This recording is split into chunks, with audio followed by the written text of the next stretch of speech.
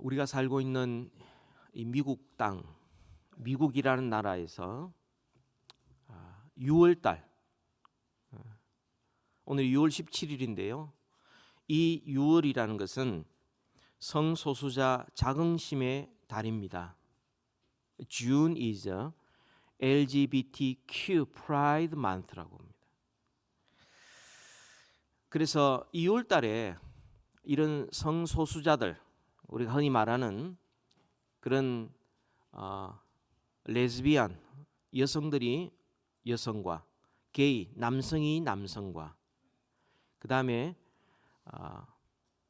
트랜스젠더, 그것은 성을 바꾼 사람, 남성에서 여성, 여성에서 남성으로, 그리고 바이섹슈얼, 사랑하되 남자든 여자든 상관없이, 그 다음에 Q는 퀴어라고 말하는, 이것은 아주 기괴하고 이상한 혹은 퀘셔널, 그러니까 자기가 남성인지 여성인지 의문을 가지고 있는 이런 사람들에게 너 프라이드 가져, 너 자신감을 가져, 너도 당당하게 살아가 하는 그런 행사들과 그런 일들이 6월 달에 집중되어져 있습니다. 지난 주일 6월 10일 LA에 이 프라이드 프레이드가 있었습니다. 여기에 수많은 회사들이 여기에 후원을 합니다. 뭐 여러 은행도 그렇고 우리가 잘 아는 뭐 그런 회사들 앞다투어서 후원하고 도네이션하고 막 스포트를 하고, 무려 48년이나 계속되어 온 이 행사, 올해에는 15만 명이 참석을 했습니다. 여러분, 이 LGBTQ라는 이 단어를 가지고서 사람들이 어떤 동질 의식을 가지고 있는데, 이것은 우리가 하나님의 창조의 질서에 비추어서 그것은 죄악인 것입니다. 미국에서 이 합법화된 지가 얼마 되지 않고 또 유럽 가운데서는 이미 그것을 시행하고 있는 그런 나라들도 있습니다. 합법이라고. 그렇지만 아무리 사회에서, 나라에서, 시대가 합법이라고 그래도 우리는 하나님의 말씀이 기준이기 때문에 말씀에 비추어서 그것은 잘못된 것입니다. 그들이 주장하고 있는 신학이 퀴어 신학이라는 것이 있는데요. 그들의 어떤 성소수자들을 지지하는 그런 성경 공부 신학자들이 있습니다. 남성도 아니고 여성도 아니고 하나님은 제3의 성을 만들었다, 이렇게 주장을 하는데, 한국 사람들은 그 말을 들으면 대답을 하죠. 바로 아줌마다, 이렇게 이야기를 하는데, 그들은 남성도 아니고 여성도 아니다, 이렇게 이야기를 합니다. 근데 여러분, 여성 염색체, 남성 염색체 XXXY 외에 다른 염색체가 있습니까? WX가 있습니까? YG가 염색체가 있습니까? 그런 건 없습니다. 뿐만 아니라 거기에 참여하는 사람들 중에서는 그들도 우리가 이해하고 사랑해 줘야 되지 않겠느냐라고 이야기합니다. 그렇죠. 그러나 잘못된 것을 잘못됐다고 이야기해야 되는데 그들은 자기들이 잘못했다고 생각지 않습니다. 그렇게 말하는 그 사람들을 고소하고 소송하고, 그렇게 말하는 사람들이 속 좁은 것이지, 자기들은 하나님 앞과 사람 앞에서 아무 잘못이 없다라고 주장을 하는 것이죠. 동성애를 가정한 죄로 지정하고 있는 성경의 가르침을 정면으로 거부하고, 그들은 성경 속에서 자기 필요한 것만 골라서 주장하고 있지, 예수님 앞에 나왔던 창녀와 세리 같은 죄인들이 주님을 만나서 죄악을 끊고 변화된 것은 이야기하지 않습니다.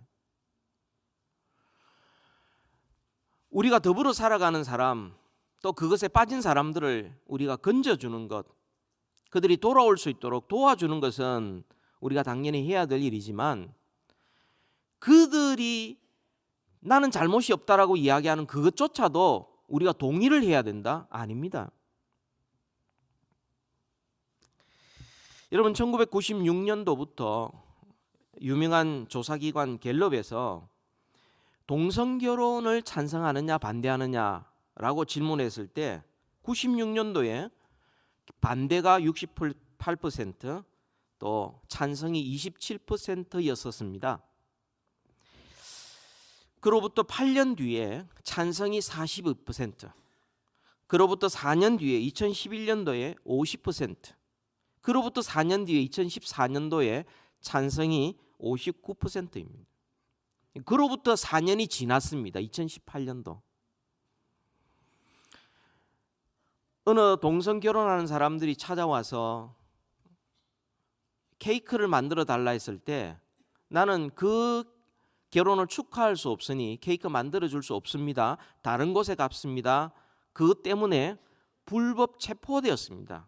감옥에 갇혔고, 그것이 최근에 미국 대법원에서 종교와 표현의 자유라는 이름으로 그렇게 할 수 있다, 거절할 수 있도록 그렇게 결정이 났습니다.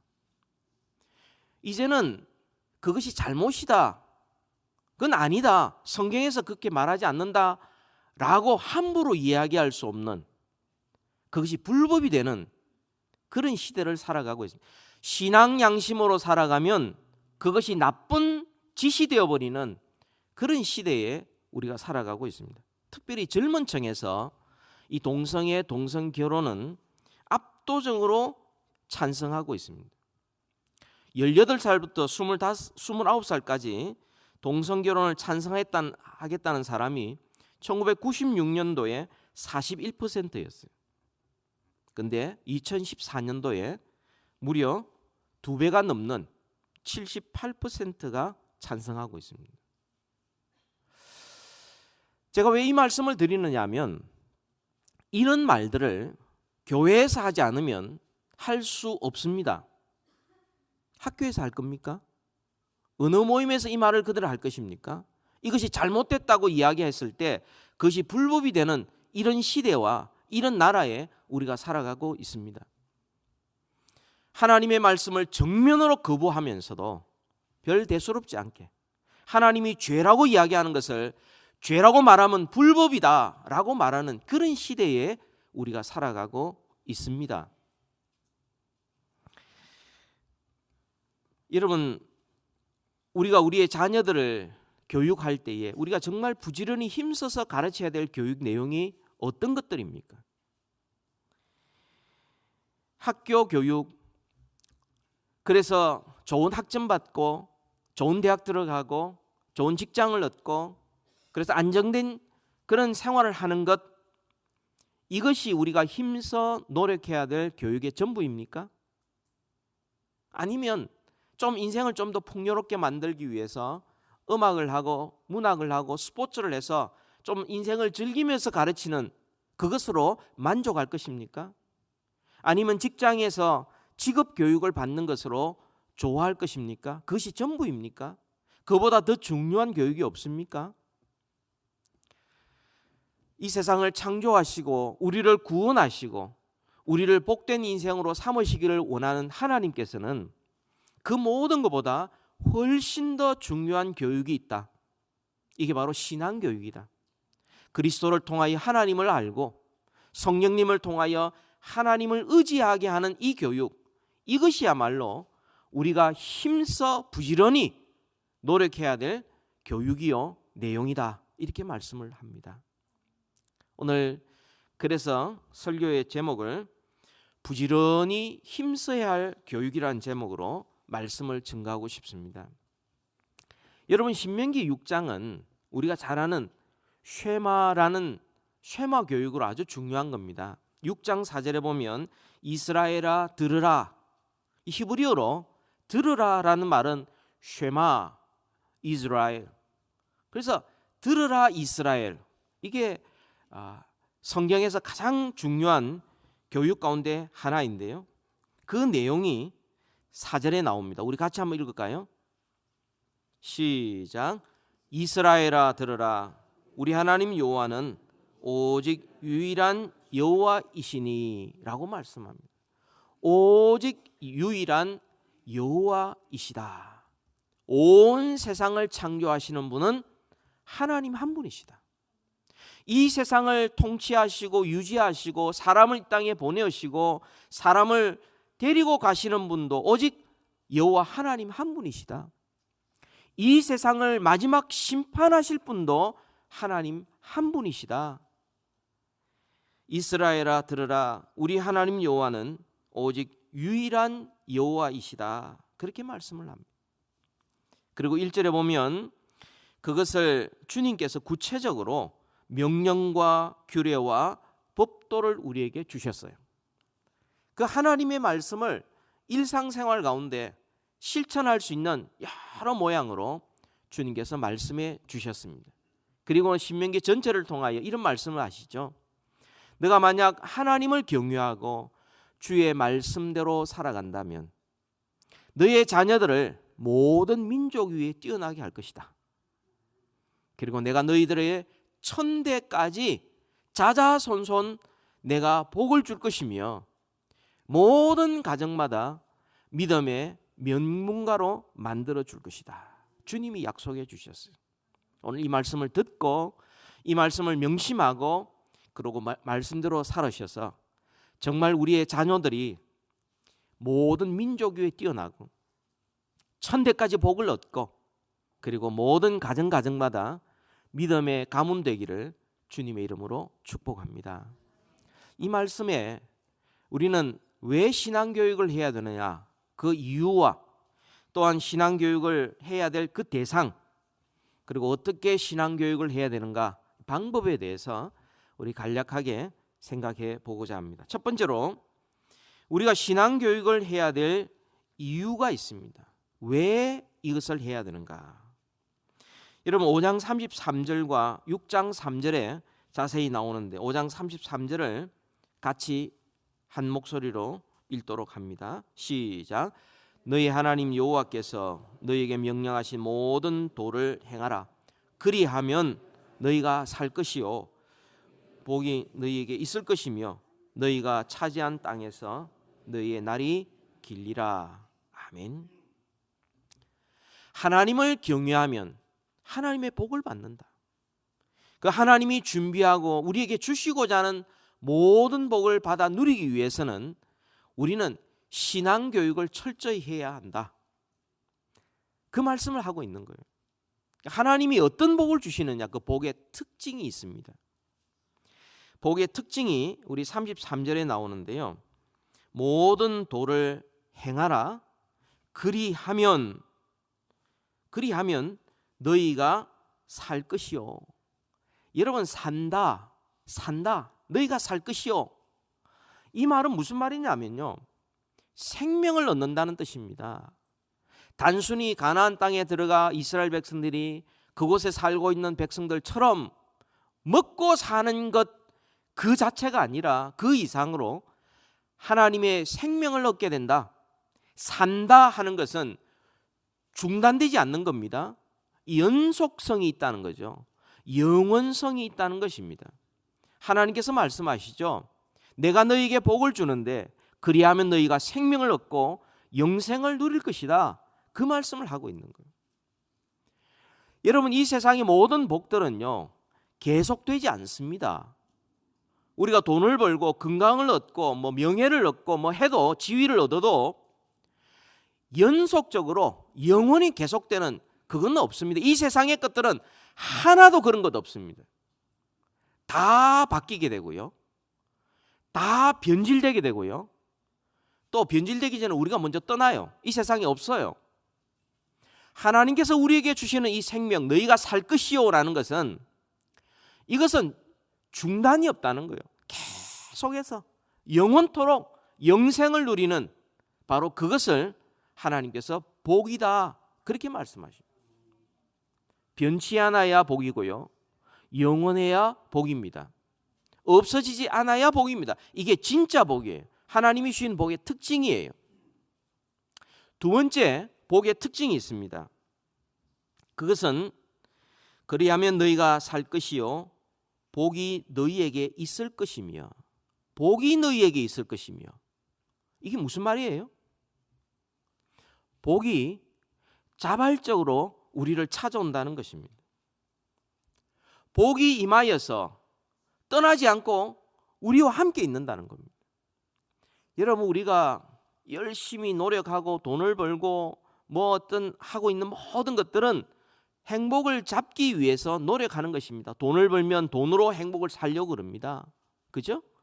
어떻든 이 복을 누리기 위해서 여러 가지 노력하지만 그것은 이 세상이 주는 복들이에요. 그것은 내가 쟁취해야 합니다. 내가 노력해야 합니다. 아니면은 하늘에서 뭐 뚝뚝 떨어져서 로또 당첨돼 가지고 그런 식으로 내가 복을 우리가 받을 수는 있지만 영원하지 않기 때문에 그건 진짜 복이라고 말할 수가 없어요. 복이 우리에게 찾아와야 됩니다. 복이. 그런데요, 하나님의 방법은 이겁니다.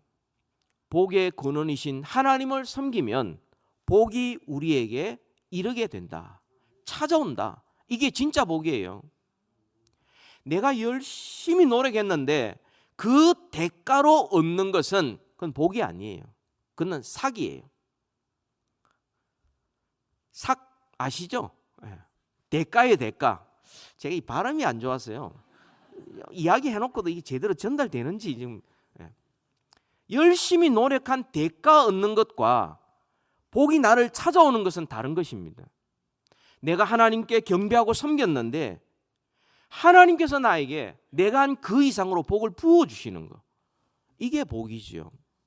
하나님의 복의 특징은 영원성이 있고 자발성이 있다는 것입니다. 그럼 만약에 우리가 하나님을 경외하지 않고 주의 말씀대로 따르지 않으면 어떤 일이 벌어집니까? 그건 자멸한다는 거예요. 스스로 자멸한다는 겁니다.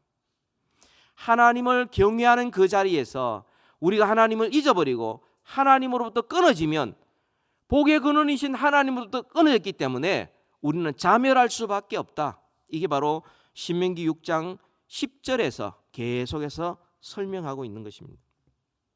우리가 만약 신앙교육을 하지 않으면 어떤 결과가 일어나느냐? 두 가지 결과가 일어난다고 말합니다.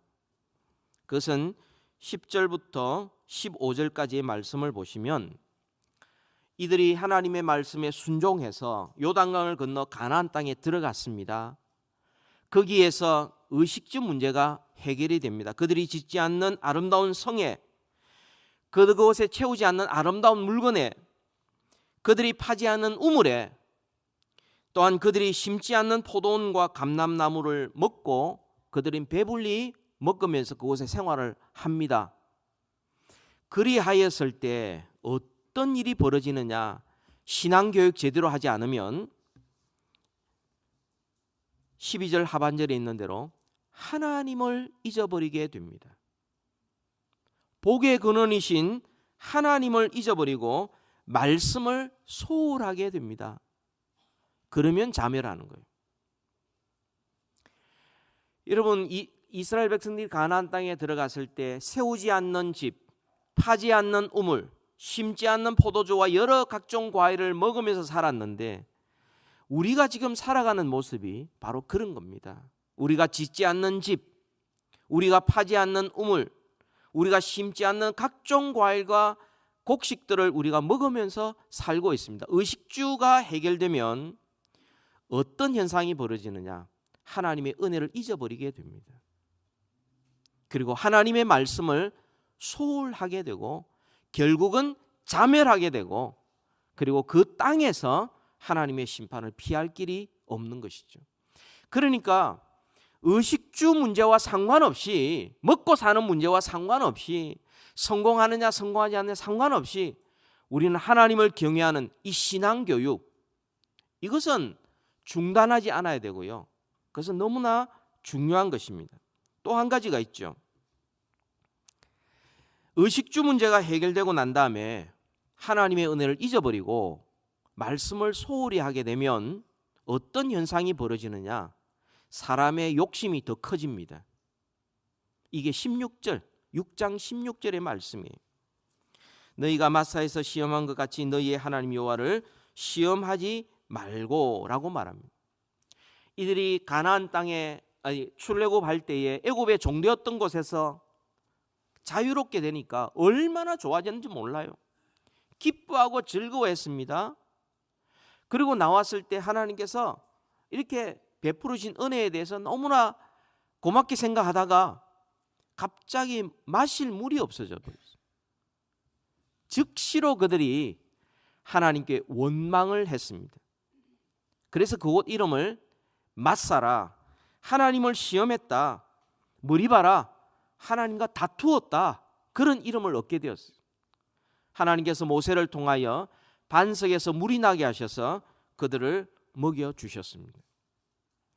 여러분, 이스라엘 백성들이 그들이 애굽에 살 때는 애굽에서 구원받는 게 그들의 최종 목표였어요. 구원만 받으면 하나님 잘 섬기겠습니다, 하나님 정말 살아계십니다 했어요.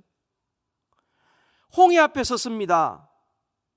아니 왜 우리를 여기 죽이려고 여기 데려왔습니까? 하나님 이 홍해를 건너가게 해달라고 몸부림쳤어요. 하나님께서 홍해를 건너가게 하셨어요. 그들이 즐거워 뛰어놀았습니다. 뒤따라오던 애굽 사람 다 죽었습니다. 그것에 비석을 세웠습니다. 그리고는 그들이 하나님을 찬양했어요. 하나님만이 구원의 하나님이시라고. 근데요, 또 가다가 마실 물이 없어요. 그러니까 또 원망과 불평이 또 터져 나오는 거예요. 물만 주시면 하나님 잘 섬기겠습니다. 근데 물을 주셨어요. 물이 해갈이 됐어요. 조금 있으니까 먹을 것이 없어졌어요. 또 원망과 불평했어요. 여러분, 사람이 의식주 문제가 해결이 되면 하나님께서 우리에게 베푸신 은혜에 감사하며 살 것 같지요? 아닙니다. 더 좋은 집이 있어야 되고, 더 좋은 옷이 있어야 되고, 더 좋은 음식을 먹으려고 하는 게 인간의 본성이에요. 전에는 하루 3끼 먹는 게 꿈이었는데 하루 3끼 먹으니까 나중에는 쌀밥 먹는 게 꿈이었어요. 오늘 발음 잘 됩니다. 이제 쌀밥 먹고 나니까 현미밥을 먹어야 될 것 같아요. 현미밥으로 끝나지 않아요. 반찬이 좋아야 돼요. 그죠? 처음에 집에 월세를 살다가 전세를 살았는데 이제는 집이 있어야 돼요. 집이 있으니까 더 좋은 집이 있어야 돼요. 사람의 욕심은 끝이 없는 것입니다. 하나님께서 우리에게 은혜를 베풀어 주셨고 모든 살아가는 것이 주의 은혜로 살고 있는데, 주님께서 우리에게 은혜 베풀어 주셨으면 그 은혜에 보답하고 감사하며 만족하며 살 것 같은데 사람은 그렇지 않습니다. 저와 여러분은 그렇지 않아요. 만족하면 할수록 더 쾌락 추구하고 더 욕심을 부리는 것이 그게 사람의 본성입니다. 이만큼 살게 하신 하나님 앞에 감사하며 주님께서 나에게 베푸르신 은혜들을 내가 무엇으로 보답할 거가 아니라 아직도 부족한 거예요. 이것만 해결하면 이 문제는 좀 더 해야 되겠고, 끊임없이 계속해서 탐심이 우리를 떠나지 않습니다. 그러면 불행해지는 거예요. 여러분, 탐심을 이길 수 있는 유일한 길이 뭡니까? 하나님 안에서 만족하는 거예요. 하나님만 경외하고 하나님을 제일 즐거워하고 모든 행복의 조건을 하나님 안에서 찾는 겁니다. 그러면 복의 근원이신 하나님께서 우리에게 더 모든 것들을 공급해 주실 것이고 하나님께서 책임져 주시고 우리와 함께 해 주실 거예요. 이것이 우리가 해야 될 신앙교육입니다. 여러분, 우리의 자녀들 원한다고 다 해주지 마십시오. 원한다고 다 해주면 아이들이 그 은혜를 알고 감사할 것 같지요? 오히려 불행해집니다.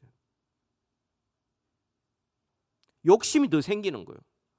더 가지고 싶고 더 좋은 거 자랑하고 싶은 거예요. 해주지 않는 부모에 대한 원망만 더 커지는 거예요. 아예 주지 마십시오. 하나님께 기도하라고.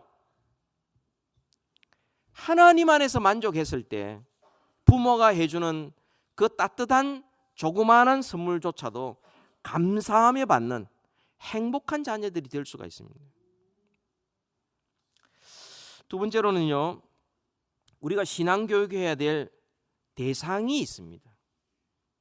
하나님을 의지하고 믿고 따르는 그런 교육해야 될 대상이 있는데요. 6장 2절에 있는 말씀을 우리 다 같이 한 목소리로 읽겠습니다. 6장 2절 시작. 곧 너와 내 아들과 내 손자들이 평생에 내 하나님 여호와를 경외하며 내가 너희에게 명한 그 모든 규례와 명령을 지키게 하기 위한 것이며 또 내 나를 장구하게 하기 위한 것이라. 신앙의 대상은 모든 대상인데 순서가 있습니다. 첫 번째, 우리 자신이에요. 기성세대 우리 자신이에요. 두 번째, 우리의 자녀들입니다. 세 번째, 우리의 손자들입니다. 나부터 먼저 하나님의 말씀 앞에 순종하고 하나님을 전심으로 경외하는 신앙교육을 나 자신에게 먼저 해야 돼요. 에베소서에 보면 자녀 교육에 있어서 자녀들을 노엽게 하지 말라는 말씀이 있는데, 언제 자녀가 노여우냐, 분노하게 되느냐, 부모가 행하지 않으면서 자기에게 강요할 때에 그때 분노가 생기는 겁니다. 내가 먼저, 부모된 자가 먼저 실천하고 하나님 제일 사랑하고 살아가면 자녀들이 부모를 보고 배우게 돼요. 모든 세대가 그렇게 해야 된다, 그렇게 말씀합니다. 여러분 20절을 한번 볼까요? 6장 20절. 후일에 내 아들이 내게 묻기를 우리 하나님 여호와께서 명령하신 증거와 규례와 법대가 무슨 뜻이냐 묻거든. 우리의 자녀들이 왜 우리가 교회를 다녀야 돼요? 왜 우리가 성경 읽어야 돼요? 기도해야 돼요? 왜 우리가 선한 일에 힘써야 돼요? 왜 헌금해야 돼요? 왜 성경 말씀을 암송하고 말씀대로 순종해야 돼요? 라고 질문했을 때 부모가 그 자녀들에게 대답할 게 있어야 되는 거예요. 우리 한국 사람들 객관식에 강하기 때문에 그 몇 가지 대답의 예를 말씀드립니다. 여러분 1, 2, 3, 4번 중에 한번 생각해 보십시오. 후일에 자녀들이 묻기를 그 무슨 뜻이냐 이래 물었을 때 1번 나는 모른다. 아는 것만 물어봐라. 당당하게 대답한다.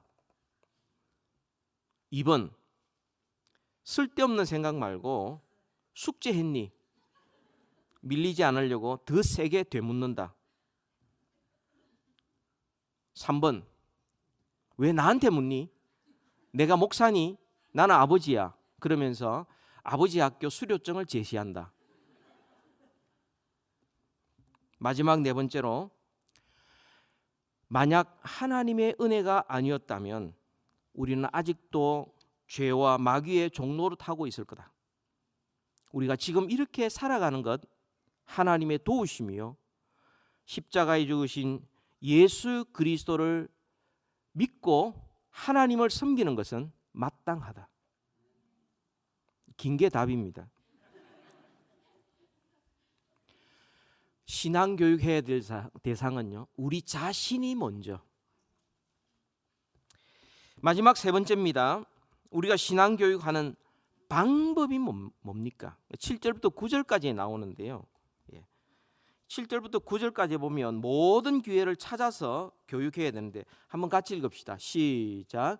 내 자녀에게 부지런히 가르치며 집에 앉았을 때든지 길에 갈 때든지 누워 있을 때든지 일어날 때든지 이 말씀을 강론할 것이며 너는 또 그것을 내 손목에 메어 기호를 삼으며 내 미간에 붙여 표를 삼고 또 내 집 문설주와 바깥문에 기록할지니라. 그렇게 말씀을 합니다.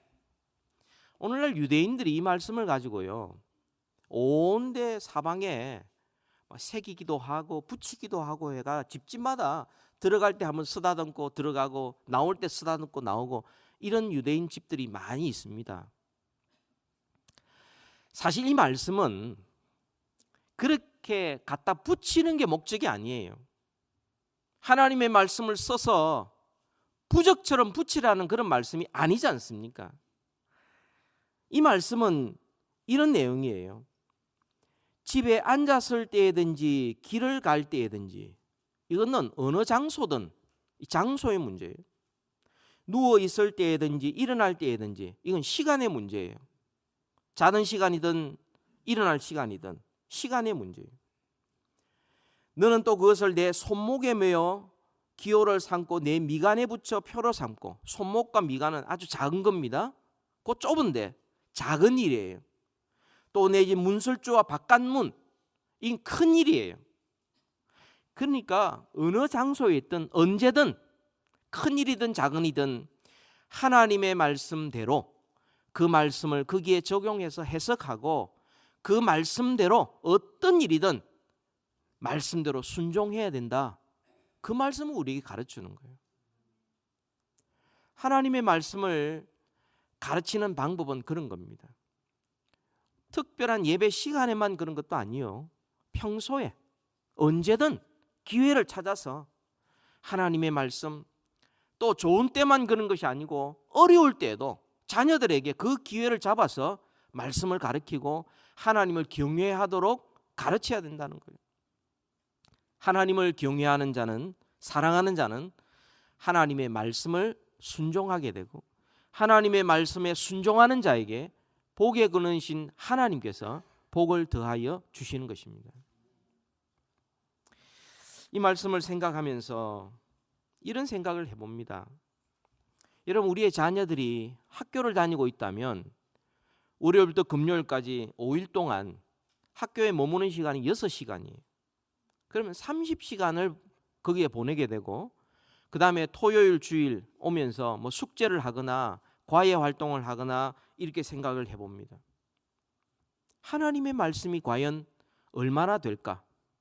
만약에 우리의 자녀들이 직장 생활한다면 주 5일 근무에 8시간 근무한다면 40시간을 보내게 되는데 과연 그들에게 하나님의 말씀을 우리가 얼마나 가르치고 있는가? 하나님의 말씀을 가지고서 이 세상의 여러 가지 주제들에 대해서, 고민에 대해서 말할 수 있는 절대 시간이 부족한 거예요. 우리가 사는 시대는요, 정말 험악한 시대고요. 우리 다음 세대, 우리의 자녀들이 살아갈 시대는요, 끔찍한 시대입니다. 하나님을 두려워하지 않을 것입니다. 그리고 하나님의 말씀을 조롱할 것입니다. 그리고 죄악을 먹고 마시는 것을 자랑으로 생각하게 될 것입니다. 거대한 반역이 일어나게 될 것입니다. 이런 시대를 살아가는 우리들이 우리의 자녀들에게, 다음 세대들에게 무엇을 가르쳐야 하겠습니까? 하나님을 가르쳐야 되고 하나님을 경외하는 법을 배워야 되고 교회에서 어떻게 봉사하는지도 구체적으로 좀 가르쳐야 되고 말씀 읽는 방법도, 기도하는 것도 구체적으로 가르쳐야 되고 몸소 실천하여 모범을 보여야 되지 않겠습니까? 이 말씀을 생각하고 한 주간 동안 이렇게 지내면서 어릴 적에 받았던 신앙 교육을 생각해 보았습니다. 저희 아버님이 처음으로 중학교 때 집을 떠나서 타지에 나와서 중학교를 다닐 때에 마침 친척 가운데 믿는 집안이 있어서 그 집에 참석했다가 그 교회, 그 집안의 가정예배 때 예수님을 영접했어요. 그래서 그 신앙이 우리에게 주어지게 된 겁니다. 저도 나중에 알았어요.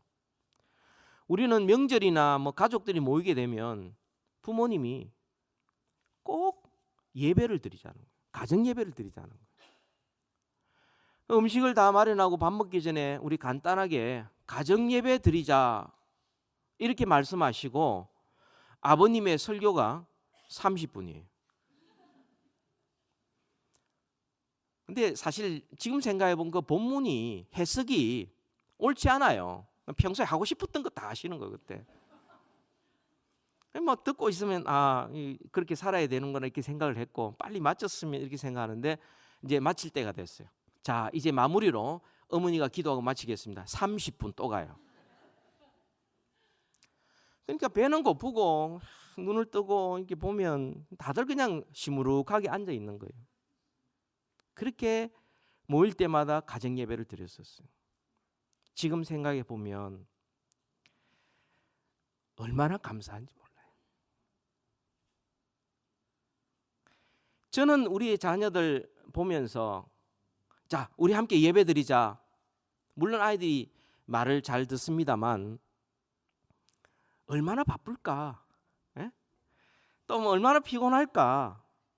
그래서 야, 시간 맞춰서 우리 함께 예배 드리자는 소리를 제가 막 자신 있게 말을 못 해요. 알아서 잘 하겠지. 그래서 맨날 너 큐티 했니? 오늘 말씀 읽었니? 기도는 했니? 이렇게 점검하는 거로 끝났는데 이 말씀을 보니까 그게 아니더라고요. 자녀들과 함께 앉는 시간에 어떤 방식으로든 그것이 뭐 어떤 형식이 있든 없든 어떤 방식이든 하나님을 가르쳐야 되겠고 하나님을 섬기는 것이 어떤 것인지 가르쳐야 되겠고 나의 신앙의 간증을 주어야 되겠고 내 삶의 고민도 이야기해야 되겠고 위에서 기도해 줘야 되겠고 이렇게 무장을 시켜서 나아가야 이 험악한 세대 가운데 하나님의 사람으로 살아갈 수 있지 않을까. 저는 반성을 너무 많이 하게 됐어요. 정말 우리는 이 험악한 시대를 살아가면서 하나님을 알고 하나님과 동행하는 이 훈련을 나부터 그리고 우리의 자손들 그 후손들을 이게 시킴으로 말미암아 정말 하나님께서 기뻐하시고 천대까지 복을 베푸시고 믿음의 가문 되는 우리 모두 되기를 주님의 이름으로 축복합니다. 이 시간 아멘. 우리가 살고 있는 이 미국 땅